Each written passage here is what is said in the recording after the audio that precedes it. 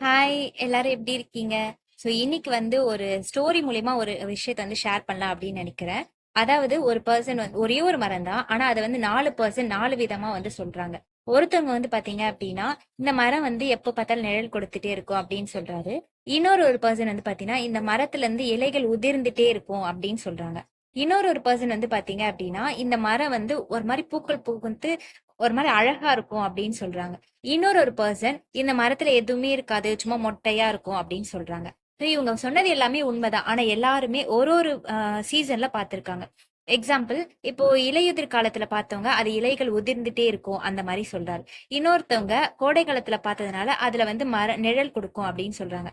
So இந்த மாதிரி நம்மளையும் சரி, இன்னொரு பர்சன் நாமும் சரி, நம்ம பார்க்கிறது எல்லாமே உண்மைதான்.